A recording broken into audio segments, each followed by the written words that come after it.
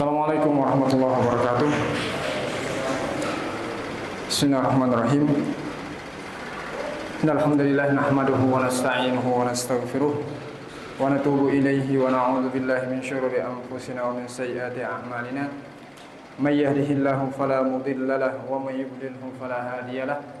Asyhadu an la ilaha illallah wahdahu la syarika lahu wa asyhadu anna Muhammadan 'abduhu wa rasuluhu la nabiyya wa la rasula ba'dah. Qala Allah tabaraka wa ta'ala ya ayyuhalladzina amanu taqullaha haqqa tuqatih wa la tamutunna illa wa antum muslimun. Amma ba'd. Para hadirin dan hadirat yang dimuliakan Allah Subhanahu wa taala, di hari yang mudah-mudahan kita semua dimuliakan oleh Allah Subhanahu wa taala dengan karunia-Nya, dengan nikmat dan kasih sayang-Nya, dengan perlindungan Allah Subhanahu wa taala dari segala musibah, dari segala bencana, dari segala fitnah baik yang nampak maupun yang tersembunyi. Dengan kasih sayang Allah kita memohon agar Allah Subhanahu wa taala membimbing kita senantiasa meniti jalan yang lurus, ke jalan siratal mustaqim, siratal ladzina an'amta 'alaihim ghairil maghdubi 'alaihim.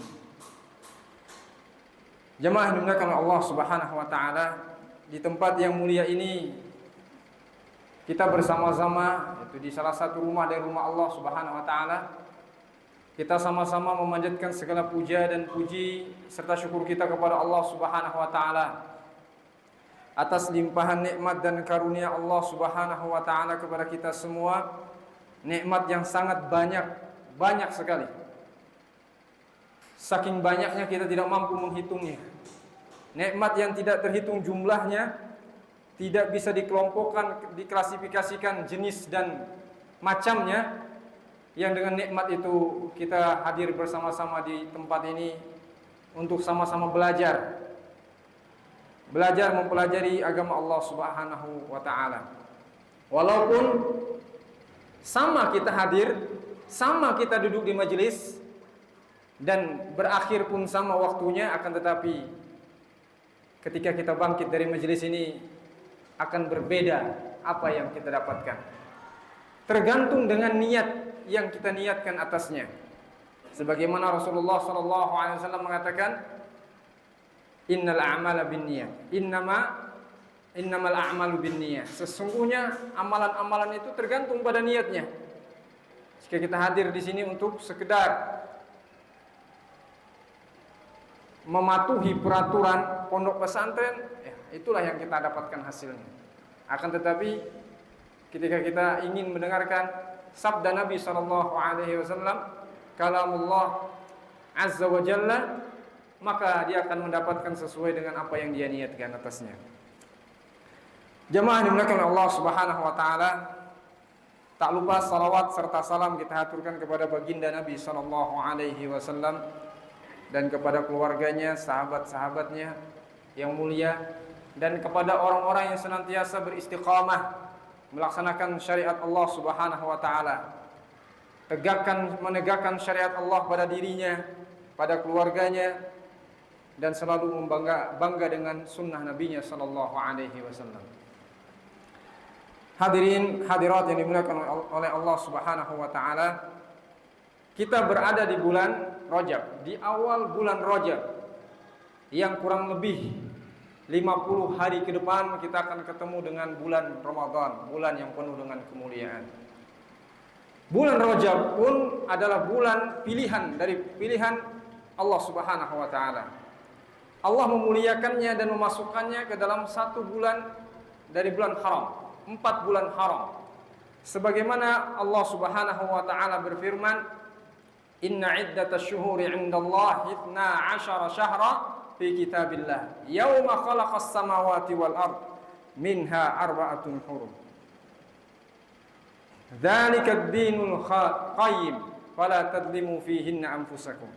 Apa kata Allah Subhanahu wa taala? Sesungguhnya bilangan bulan di sisi Allah ada 12 bulan. Jadi kita ini bukan meniru-niru bulannya orang kafir, tidak. Tetapi di dalam Al-Quran dijelaskan bahwa di dalam Islam ada 12 bulan. Dan dari 12 bulan itu ada 4 bulan haram. 4 bulan haram ya. Dan dari bulan haram itu adalah bulan Rajab ini yang kita berada di dalamnya. Maka kata Allah, fala tadlimu fihinna anfusakum. Janganlah kalian menzalimi diri-diri kalian pada bulan tersebut. Maksudnya, apakah kita tidak diperbolehkan menzalimi diri kita di bulan-bulan yang lain? Tidak. Sama ya, di bulan Rajab, bulan Safar dan seterusnya, itu kita dilarang untuk menzalimi diri kita semua. Akan tetapi di bulan Rajab ini dan bulan haram yang lainnya, 3 bulan haram yang lainnya, lebih diharamkan lagi kita menzalimi diri kita semua. Dan salah satu bentuk kezaliman yang paling besar adalah kita berbuat kesyirikan kepada Allah Subhanahu wa taala. Berbuat kesyirikan adalah kezaliman yang besar. Kezaliman kepada Allah dan kezaliman kepada kita semua. Sebagaimana Allah Subhanahu wa taala sebutkan, innasyirka la zulmun azim. Sesungguhnya kesyirikan adalah kezaliman yang sangat besar. Kezaliman yang sangat besar. Kezaliman terhadap Allah Subhanahu wa taala dengan kita berbuat kesyirikan kepadanya. Syirik adalah kita menduakan Allah. Menduakan Allah. Kalau kita sebagai kaum laki-laki ini mempunyai istri ya. Kalau belum punya istri, punya adik lah, punya ibu lah. Tapi lebih khusus kalau punya istri. Kita sebagai manusia saja ini tidak akan pernah ridho untuk diduakan. Lebih khusus laki-laki, perempuan saja yang diperbolehkan oleh Allah nggak terima, betul nggak? Coba saja tanya kepada istrinya, mau nggak diduakan? Pasti nggak, bilang tidak akan mau. Walaupun pada syariatnya bagi yang mampu diperbolehkan. Tapi coba saja, kalau tidak perang dunia kedua di rumahnya ya, coba saja. Ada yang mengatakan bagaimana? Jangan banyak bicara, kalau bisa praktik saja langsung. Iya. Kalau manusia saja ini tidak mau diduakan. Kalau ada yang mau diduakan berarti nggak normal ya. Seperti binatang ya. Ya B2 lah. B2 itu makhluk Allah yang bisa diduakan. Paham ya? B2 ya. Yang diharamkan bagi kita memakan. Nah, kalau kita saja tidak mau diduakan, apa yang kita berikan kepada istri kita? Apakah sama dengan Allah memberikan kepada kita semua kenikmatan? Tidak sama. Kalau kita tidak mau diduakan, bagaimana Allah Subhanahu wa taala yang menciptakan, menghidupkan, memberikan semua nikmat dari semenjak kita ini belum ada sampai kita meninggal dunia, bahkan mudah-mudahan masuk surga ya. Masuk surga semuanya. Ini kalau kita saja tidak mau diduakan, bagaimana Allah? Ini kezaliman yang besar bagi Allah Subhanahu wa taala. Nah, dikala seseorang menduakan Allah, apa ya baginya? Baginya adalah neraka Allah Subhanahu wa taala. Wa may yusyrik billah faqad harramallahu 'alaihil jannah wa ma'wahumun nar wa ma lidh-dhalimin min ansar. Barang siapa yang menyekutukan Allah Subhanahu wa taala, dia berdoa kepada Allah, berdoa kepada selain Allah. Dia mengharapkan kepada Allah tapi mengharap kepada selain Allah. Maka diharamkan baginya surga dan tempat kembalinya neraka.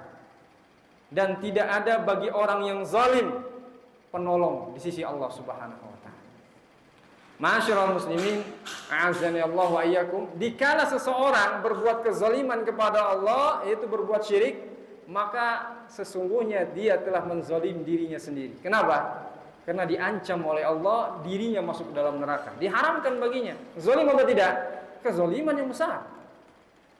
Selain itu, di bulan Rajab ini kita jangan banyak-banyak bermaksiat. Maksiat, taubat langsung. Bertaubat langsung kepada Allah Subhanahu wa taala. Karena taubat akan menghapuskan dosa-dosa dan kesalahan. Hadirin yang dimuliakan oleh Allah Subhanahu wa taala, di kesempatan yang mulia ini Kita akan melanjutkan kajian kita tentang rukun Islam. Rukun Islam, pondasi dari pondasi agama kita ini.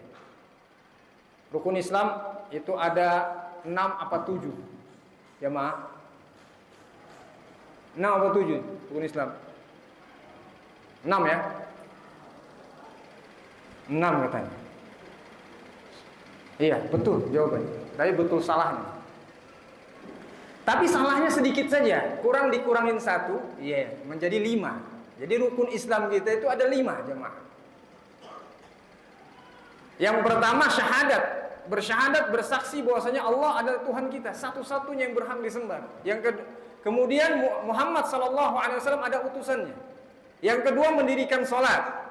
Yang ketiga membayar zakat. Yang keempat, dan kelima nanti kita jelaskan.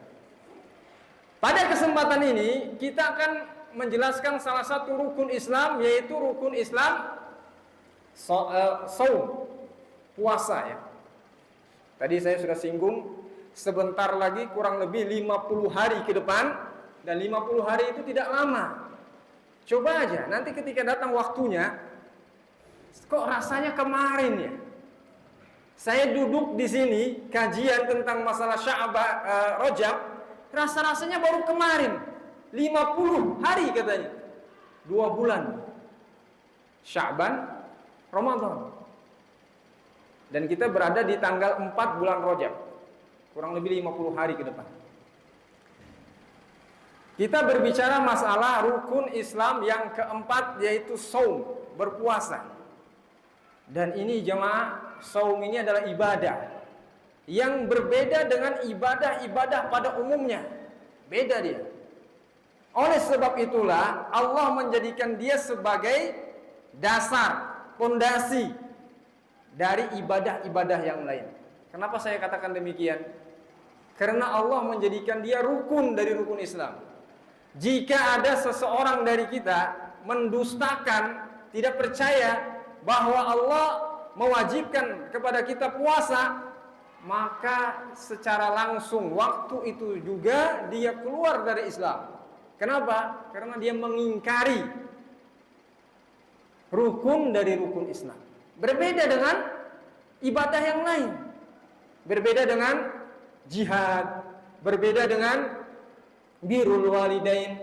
Ini tidak dimasukkan oleh Allah ke dalam rukun Islam. Akan tetapi puasa termasuk dari rukun Islam, pondasi dari ibadah-ibadah yang lainnya. Jemaah yang dimuliakan oleh Allah Subhanahu wa taala. Nah, ketahuilah bahwa di antara keistimewaan puasa, sebelum kita bahas secara lanjut mukaddimah awal, bahwa puasa ini di antara pembedanya dengan yang lain, dia adalah ibadah yang kita peruntukkan untuk Allah. Dan ibadah yang Allah khususkan untuk dirinya. Nah, itu kita harus paham itu. Tidak ada seseorang yang ketika saya puasa di hadapan orang lain, tapi di belakang dia makan. Itu tidak ada di sisi Allah. Dia tidak terhitung puasa. Makanya Allah mengatakan, kullu amali ibni Adam lahu illa siyam, fa innahu li wa ana ajzi bih. Semua amalan ibadah manusia, anak Adam, itu untuknya, kecuali puasa. Karena puasa itu adalah untukku, kata Allah, dan akulah yang akan membalasnya. Kebanyakan orang membacakan dalil ini ya, tetapi tidak membawakan tafsirnya. Disebutkan di dalam kitab Riyadhus Shalihin, Syekh Utsaimin mengatakan ada 3 tafsir terkait masalah ini. Yang pertama, bahwa yang maksudnya puasa adalah untukku dan akulah yang membalasnya. Tafsir yang pertama adalah bahwa Allah Subhanahu wa taala menghususkan ibadah ini adalah untuk Allah dan tidak diperuntukkan bagi yang lain. Ketika seseorang menghadap Allah Subhanahu wa taala dengan membawa semua kebaikan, pahala sholat, pahala zakat, termasuk pahala saum, puasa, pahala haji dan semuanya. Dan bersamaan itu dia membawa kezoliman. Dia pernah memukul si fulan, mengambil harta si fulan, membunuh si fulan, memaki si fulan. Maka ketika itu amalan-amalan ibadahnya diambil dan diberikan kepada orang yang dia zolimi. Kecuali puasa. Puasa tidak bisa membayar kezoliman itu. Kenapa? Kata Syekh Utsaimin, ini pendapat, beliau menyebutkan tiga pendapat ya. Karena puasa semuanya untuk Allah Subhanahu wa taala. Pahalanya Allah yang beri. Jadi ibadah-ibadah yang lain digunakan untuk membayar kezalimannya kepada orang lain, kecuali puasa. Kecuali puasa. Ini yang pertama. Dan yang kedua, tafsir yang kedua, bahwa semua amalan itu dilipat gandakan pahalanya oleh Allah Subhanahu wa taala sampai 700 kali lipat. Dari satu berlipat ganda menjadi 700 kali lipat. Kecuali puasa, kata Allah. Kenapa? Puasa itu terserah Allah membayarnya. Berkali lipat, bahkan tidak terhitung jumlahnya. Puasa tersebut. Nah, inilah diantara keutamaan puasa dibandingkan ibadah yang lain. Kemudian jemaah dimuliakan Allah Subhanahu wa taala, puasa ini dia mempunyai definisi khususnya. Baik ada secara bahasa maupun syariat. Secara bahasa, bahwa puasa itu adalah al-imsak, yaitu menahan diri. Menahan diri dari segala hal, dari makan dan minum, dari berhubungan suami istri, dari berbicara. Berbicara Ustadz, ya. Kalau secara bahasa, kalau dia tidak berbicara, diam saja. Apalagi ketika banyak hutangnya, gitu kan, merenung, melamun, diam. Atau masalah dengan istrinya, diam-diamannya sedang puasa itu. Bisa jadi dia puasa. Puasa secara bahasa. Disebutkan di dalam surah Maryam, Allah Subhanahu wa taala mengatakan, "Faquli inni nadartu lirrahmani shauma, falan ukallimal yawma insiya." Apa kata Allah Subhanahu wa taala? Mengkisahkan tentang Maryam. Faquli, katakanlah, kata Allah memerintahkan Maryam, katakanlah kepada manusia yang engkau temui, sesungguhnya aku telah bernazar kepada Ar-Rahman, kepada Allah Subhanahu wa taala. Bernazar apa? Yaitu berpuasa. Jika telah terpenuhi nazarnya, dia berpuasa. Falan ukalliman yauma insiya. Aku tidak akan mengajak manusia berbicara pada hari ini. Itu dengan isyarat ya, dengan isyaratnya. Dia Maryam berkomunikasi, berbicara dengan manusia dengan isyarat. Dia tidak akan berbicara pada hari itu. Maka berbicara, tidak berbicara pun, menahan diri dari berbicara disebut puasa secara bahasa. Namun secara istilah, puasa adalah al-imsaku biniyati ta'abbudi anil akli wasyurbi wa gisyanin nisa wasairil mufirat min tulu'il fajri ila ghurubisy syams. Namun secara istilah, puasa adalah menahan diri dengan niat ibadah, menahan diri dari makan dan minum, dari berhubungan dengan wanita, hubungan suami istri, dan dari semua hal pembatal-pembatal puasa, dari terbitnya matahari sampai terbenam. Saya ulangi, puasa adalah menahan diri dari makan dan minum, berhubungan suami istri dengan niat ibadah, dari terbit fajar sampai terbenam matahari. Maka jemaah, jika ada seseorang yang tidak punya harta, tidak punya makanan dan minuman, kemudian berjalan di gurun pasir, tidak makan, tidak minum, tapi niatnya bukan ibadah, maka tidak dikatakan dia berpuasa secara syariat. Tidak dapat pahala. Tidak mendapatkan pahala.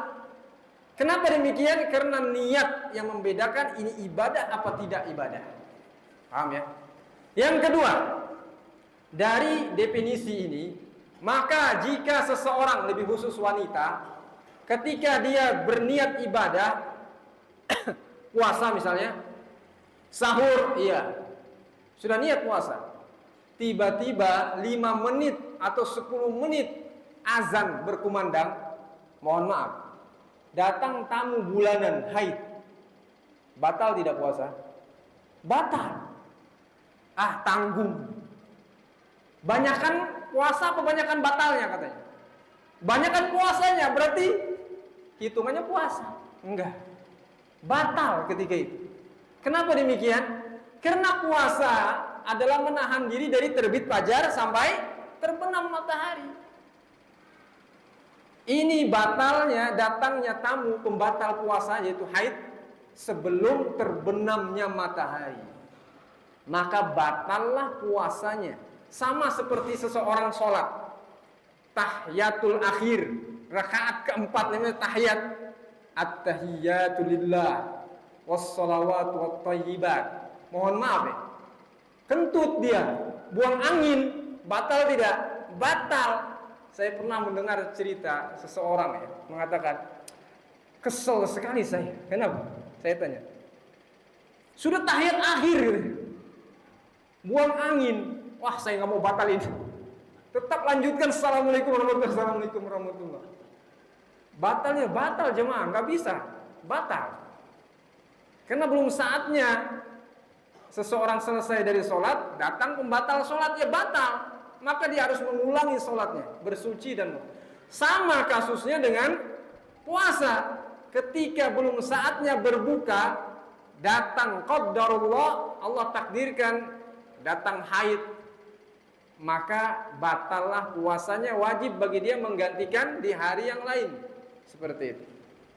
Tapi kalau bagi laki-laki, tidak mungkin laki-laki haid, melahirkan dan lain sebagainya, maka tidak ada istilah seperti ini ya. Ini khusus bagi wanita. Baik, jemaah yang dimuliakan oleh Allah Subhanahu wa taala. Kemudian kita masuk kepada tarikh fardhiyatis shaum. Yaitu kapan puasa ini disyariatkan. Faradallahu azza wa jalla ala ummati Muhammadin as-siyam kama faradahu alal umam allati sabaqatha. Jadi Allah Subhanahu wa taala mewajibkan puasa ini kepada umatnya Nabi Muhammad sallallahu alaihi wasallam, sebagaimana Allah wajibkan kepada umat-umat sebelum kita. Siapa? Umat Yahudi, Nasrani, dan umat sebelumnya. Kalau begitu pertanyaannya, kalau diturunkan kepada Nabi ayat ya, tentang kewajiban ini, apakah masuk ke dalamnya orang Yahudi dan Nasrani? Ya tidak. Yang dimaksudkan di dalam ayat, ya ayyuhalladzina amanu kutiba alaikumus siyamu kama kutiba alal ladzina min qablikum la'allakum tattaqun.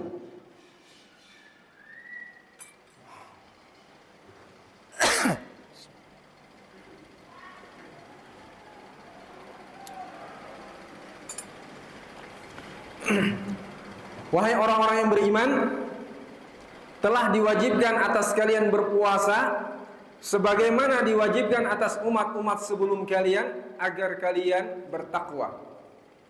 Ayat ini tidak masuk kepadanya orang-orang Yahudi dan Nasrani. Kenapa? Karena seruan di dalam ayat ini, ya ayyuhalladzina amanu, wahai orang-orang yang beriman.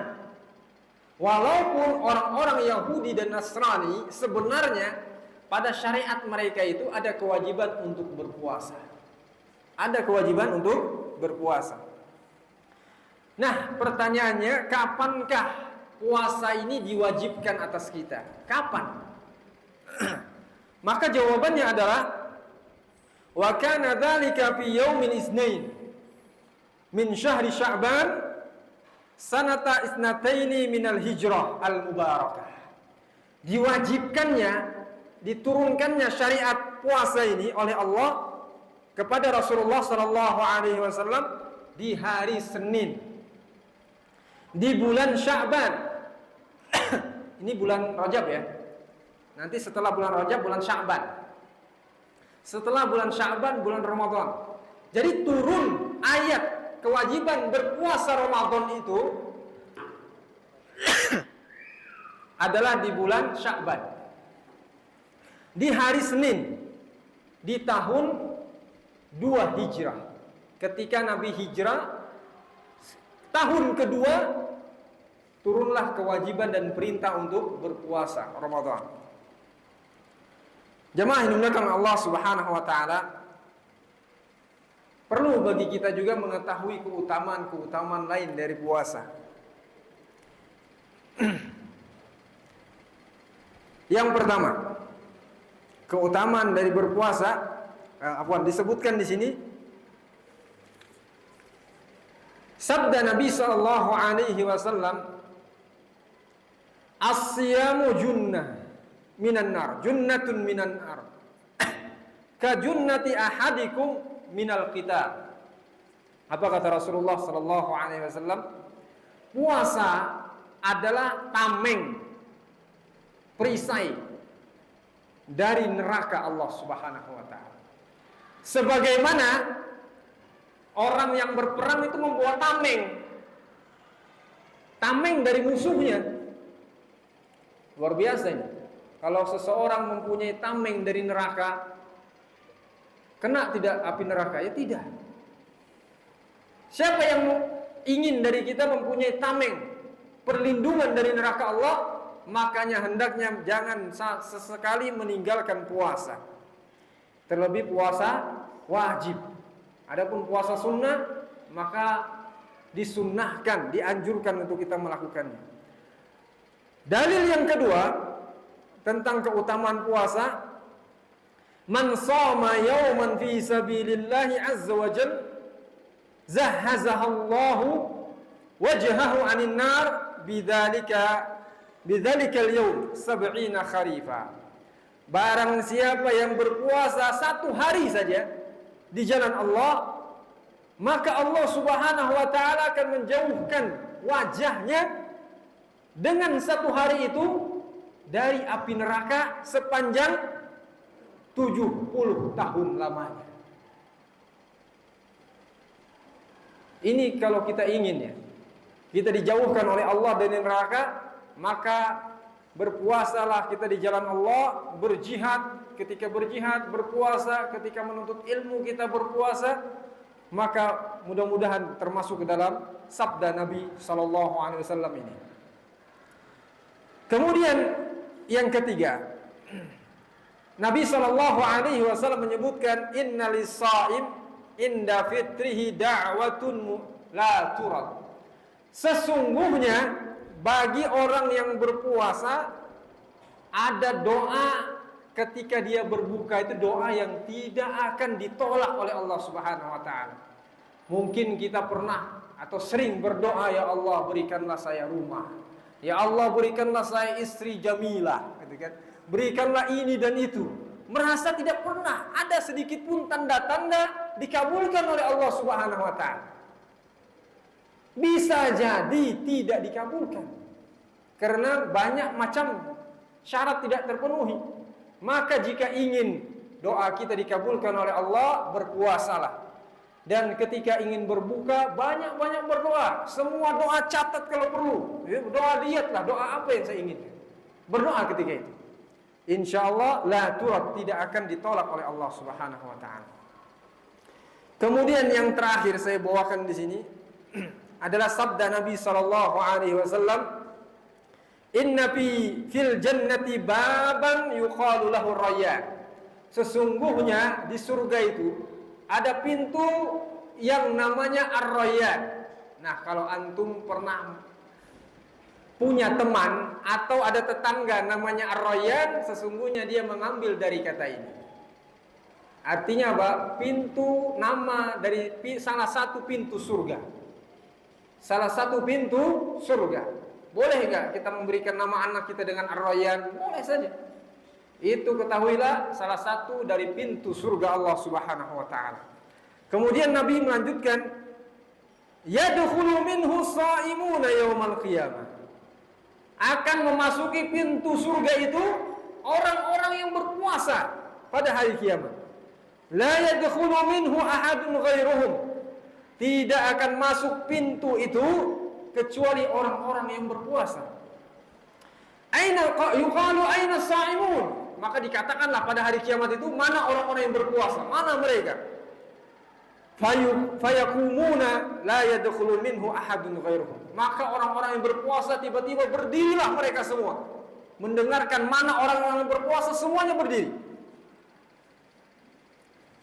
Maka kata Rasulullah, tidak akan memasuki pintu itu kecuali orang-orang yang berpuasa. Fa idza dakhalu ughliqa falam yadkhul minhu ahad. Jika semua orang yang berpuasa sudah masuk ke dalam surga melalui pintu itu, maka pintu otomatis akan tertutup dan tidak akan dibuka. Dan tidak akan masuk kepadanya seseorang pun selain mereka tadi. Jemaah yang dimuliakan Allah Subhanahu wa taala, ini diantara saja ya dalil-dalil tentang keutamaan puasa. Masih banyak yang kita belum sebutkan. Kemudian saya akan menyebutkan tentang fawaid, manfaat-manfaat dari puasa. Dan saya menyebutkan sedikit saja. Ada manfaat-manfaat dari puasa. Yang pertama, lis-shaim fawaid ruhiyah wal ijtimaiyah wasihiyah. Bagi orang yang berpuasa disebutkan di sini ada 3 manfaat. Yang pertama, manfaat untuk kejiwaannya. Yang kedua, manfaat sosial. Yang ketiga, manfaat untuk kesehatan jasmaninya. Jadi ada kesehatan jasmani dan rohani, semuanya ada dalam puasa. Jamaah yang dimuliakan Allah Subhanahu wa taala, min fawaidir ruhiyah lis-shaumi annahu yu'awwidus sabra wa yuqawwi alaihi. Dari manfaat puasa untuk kejiwaan kita ini adalah dia membiasakan kita untuk bersabar. Iya, apalagi orangnya tidak sabaran, temperamen tinggi, dikit-dikit marah gitu kan, tersinggung sedikit naik pitam. Ini pas nih, terapi puasa buat dia, ya kan? Puasa melatih kesabaran dan menguatkan kesabaran pada seseorang. Kalau kita sadar akan diri kita sering marah, pemarah, tersinggung, senggol dikit, langsung angkat tangan, mukul orang. Nah, ini terapi, ini puasa, salah satunya. Puasa, dia akan menguatkan kesabaran pada seseorang. Bagaimana tidak? Bagaimana tidak? Orang-orang yang kadang-kadang sedikit-sedikit perkataannya kotor, sedikit-sedikit sumpah serapah. Apa kata Rasulullah sallallahu alaihi wasallam?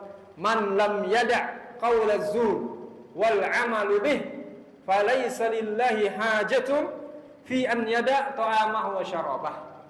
Barang siapa yang tidak meninggalkan kata-kata dusta, kata-kata kotor, maka Allah tidak butuh puasanya. Dia tidak butuh dia meninggalkan makan dan minumnya. Artinya Allah tidak memberikan pahala pada puasanya.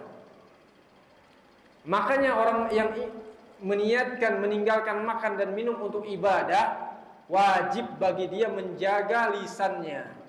Yang puasa bukan hanya perutnya, tapi lisannya pun demikian. Maka dia akan menguatkan kesabaran pada diri seseorang. Kemudian min fawaidi al-ijtimaiyah. Adapun faidah atau manfaat sosial dari puasa ini adalah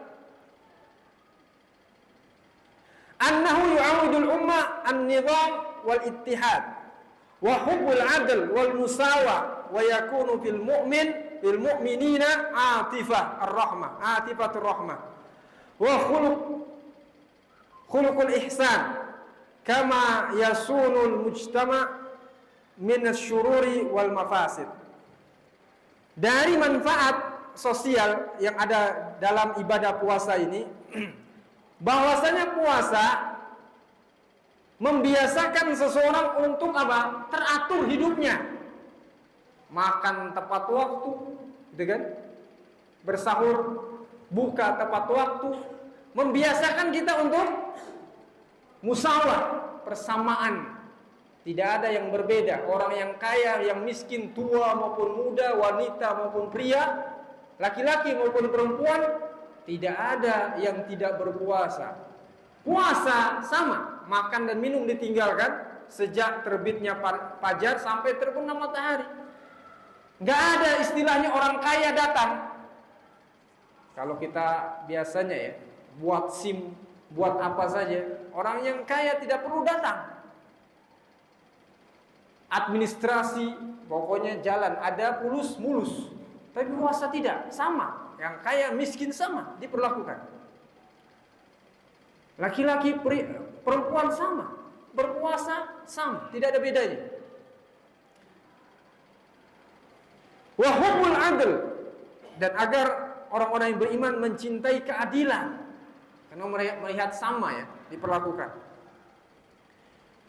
Dan agar bagi orang-orang yang beriman ada atifatur rahmah, perasaan kasih sayang. Yang kaya melihat yang miskin, merasakan bagaimana orang miskin kelaparan, dia pun merasakannya, ya, merasakannya. Dan puasa ini akan memberikan benteng bagi orang-orang yang bagi masyarakat agar apa? Dibentengi dari keburukan, dibentengi dari keburukan dan kerusakan. Jamaah yang dimuliakan Allah Subhanahu wa taala. Dan dari manfaat puasa, kesehatan dari puasa ini adalah annahu yutahhirul al-am'a wa yuslihul ma'idah. Bahwasanya puasa ini akan membersihkan usus kita. Subhanallah, saya pernah ikut bukan terapi ya, tapi ikut menjadi apa namanya? Kalau tukang terapis ya. Yaitu HPAI. Jadi bukan sebagai menjual barang, bukan. Saya ikut latihan bekam dan semisalnya akupuntur, walaupun gagal. Di sana dijelaskan bagaimana dalam tubuh seseorang itu ternyata banyak kotoran, ususnya itu banyak menumpuk kotoran. Dan ditayangkan foto-fotonya bagaimana itu luar biasa, berkilo-kilo dalam usus kita itu kotoran. Nah, ini bisa jadi orang yang buncit perutnya dan lain sebagainya, mohon maaf nih. Itu bisa jadi banyak kotorannya itu. Maka kata penulis kitab ini, puasa itu yutahhirul an'a, mensucikan, membersihkan usus kita dari kotoran, dari toksit. Nah, ini bahasanya Ustaz Taufik ini ya, toksit, racun-racun yang ada dalam tubuh kita. Gitu kan? Luar biasa nih ya. Wa yuslihul ma'idah, dan dia akan memperbaiki kondisi lambung kita ya, lambung kita yang sakit mah. Ini bisa jadi terapinya dengan puasa. Wa yunadziful badan minal fadalati warwasib, mensucikan badan ini, membersihkannya dari fadalat, kotoran-kotoran ya tadi, toksit itu ya, racun-racunnya dengan puasa tersebut. Wa yukhaffifu min wat'il samni wa thiqalil batni. Nah, ini. Dan mengurangi lemak badan dan apa namanya?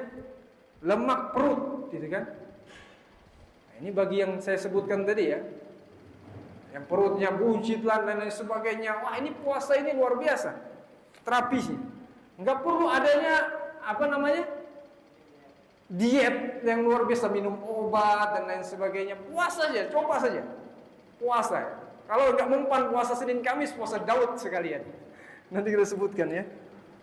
Nabi SAW bersabda, "Sumu tasihhu." Berpuasalah engkau akan sehat. Jamaah yang dimuliakan oleh Allah Subhanahu wa taala. Kemudian disebutkan di sini tentang fima yustahabbu minas shaum wa ma yukrah wa ma yuhram.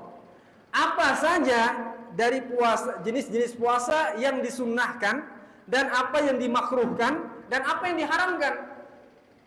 Jadi ternyata ada puasa yang wajib, ada yang puasa sunnah, ada puasa makruh, ada bahkan puasa yang haram hukumnya.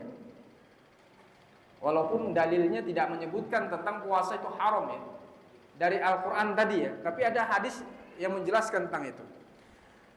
Kalau puasa wajib jelas dalilnya, ya ayyuhalladzina amanu kutiba alaikumusiyam. Ini puasa Ramadan. Adapun puasa sunnah diantaranya, karena waktu sudah sedikit kita percepat, yaitu puasa Yaumul Arafah, puasa Arafah. Sebagaimana Nabi SAW bersabda, "Shaumu yaumi Arafah yukaffiru dzunuba sanataini madiyataini wa mustaqbalah." Madiyatan wa mustaqbalatan. Afwan. Puasa Arafah akan menghapuskan dosa 2 tahun. Tahun yang sudah lewat, setahun yang sudah lewat dan setahun yang akan datang. Yang kedua puasa Asyura. Puasa Asyura dalilnya Nabi SAW menyebutkan wasaumu Asyura yukabbiru sanatan madiyah. Puasa Asyura menghapus dosa setahun, yaitu setahun yang sudah lewat. Mutirna bi fadlillahi wa rahmah. Gimana Ustaz Hamdan? Saya sebutkan ya sedikit yang terakhir. Ada puasa Yaumul Isnin, Yaumul Khamis ya. Sebagaimana Nabi SAW menyebutkan bahwa setiap hari Senin dan hari Kamis itu Allah diangkat kepada Allah amalan-amalan ibadah semuanya, dan diampuni dosa-dosa orang-orang yang beriman, kecuali ada 2 orang yang saling tidak tegur sapa, maka tidak akan diampuni dosa-dosanya oleh Allah Subhanahu wa taala. Kemudian ada puasa Daud ya. Kata Rasulullah SAW, ahabbu siyami ilallahi siyamu Daud wa ahabbu salati ilallahi salatu Daud, kana yanamu nisfahu wa yaqumu sulusahu wa yanamu sudusahu wa kana yasumu yauman wa yuftiru yauman. Sesungguhnya puasa yang paling Allah cintai adalah puasa Nabi Daud, dan solat yang Allah paling cintai adalah solatnya Nabi Daud. Solatnya di Nabi Daud tidur sepertengah malam, sepertiga terakhir malam beliau bangun untuk solat, kemudian 1/6-nya beliau tidur lagi. Sedangkan puasanya sehari berpuasa dan sehari berbuka. Dan yang terakhir adalah siyamu lil a'zab, puasa untuk orang-orang bujang, orang-orang yang belum menikah, gitu kan? Khusus bagi mereka. Alladzi lam yaqdir 'ala zawaj, yang belum mampu untuk menikah. Kebanyakan bukan belum mampu, belum berani sebenarnya. Jadi diganti saja di sini. Belum berani, ditambah. Belum mampu untuk menikah dan belum berani menikah. Kesian ini ya. Liqaulihi sallallahu alaihi wasallam, man istata'a minkumul ba'a wal yatasawwaj. Barang siapa yang belum mampu menikah, barang siapa yang mampu menikah, hendaknya dia menikah. Fa innahu lahu wija, maka sesungguhnya menikah tersebut tameng bagi dirinya dari kemaksiatan. Faman lam yastati fa alaihi bisawm, barang siapa yang tidak mampu menikah, ya Allah takdirkan seperti itu, mudah-mudahan dimudahkan oleh Allah yang belum menikah untuk menikah, maka hendaknya dia berpuasa ya. Karena dia adalah benteng baginya. Jemaah yang dimuliakan oleh Allah Subhanahu wa taala, mungkin ini yang bisa saya sampaikan pada kesempatan ini. Lebih kurangnya saya minta maaf. Aqulu qouli hadza astaghfirullah li wa lakum. Subhanakallahumma wa bihamdika asyhadu an la ilaha illa anta astaghfiruka wa atubu ilaik. Assalamu alaikum warahmatullahi wabarakatuh.